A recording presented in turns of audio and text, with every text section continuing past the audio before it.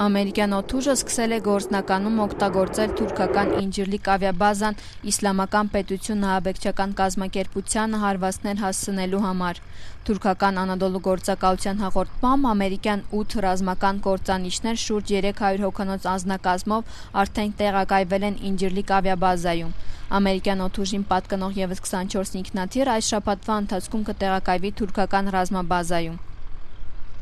Երկար բանակցությունից հետո Թուրքիան ի վերջո թույլ տվեց, որպեսզի ամերիկյան օդուժը օգտագործի Ադանա քաղաքում տեղակայված Ինջիրլիկ ռազմաբազան իսլամական պետության դեմ համատեղ պայքարի համար։ Թուրք-ամերիկյան ռազմական այս համագործակցությունը երկրում հակաամերիկյան տրամադրություններ առաջ բերեց։ Այսօր առավոտյան Ստամբուլում ահաբեկչական հարձակման է ենթարկվել ԱՄՆ-ի հյուպատոսարանը։ Երկու ահաբեկիչ տղամարդ և կին կրակ են բացել շենքի ուղղությամբ, տուժածներ չկան։ Թուրքական ոստիկանությանը հաջողվել է հայտնաբերել և ձերբակալել ահաբեկիչներից մեկին, մյուսը կարողացել է փախուստի դիմել։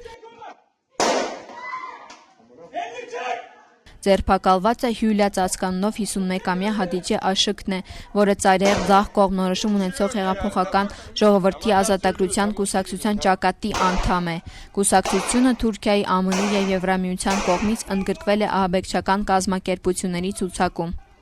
Տեղի ունեցած ահաբեկչությունից հետո ԱՄՆ հյուպատոսարանը, որը հարձակումից հետո փակվել է անհայտ ժամանակով, Թուրքիայում գտնվող ԱՄՆ քաղաքացիներին կոչ է արել զգոն լինել։ Թուրքիայի վարչապետ Ահմեդ Դավութօղլուն նախարարների խորհրդի նիստ է հրավիրել։ Շուրջ 5 ժամ տևած նիստի ընթացքում քննարկվել է վերջին շրջանում աճած ահաբեկչական հարձակումների խնդիրը։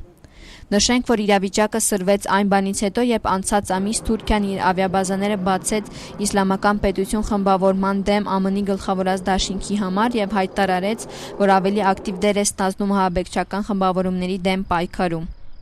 Անցած շաբաթների ընթացքում Թուրքիան հարվածներ է հասցրել ոչ միայն իսլամական պետությանը, այլ նաև նույն այդ իսլամական պետության դեմ պայքարող քրդական ուժերին, մասնավորապես Քրդստանի բանվորական կուսակցության զինյալներին։ Անկարայի այս պահվածքը ոչ միայն հարցականի տակ է դրել քրդական հարցի լուծման Թուրքիայի պատրաստակամությունը, այլ նաև հրահրել է պատասխան գործողություններ Քրդստանի բանվորական կուսակցության զինյալների կողմից։ Անցած շաբաթներին տեղի ունեցած ահաբեկչական հարձակումներում ավելի քան 20 թուրք ոստիկան և զինծառայող է զոհվել։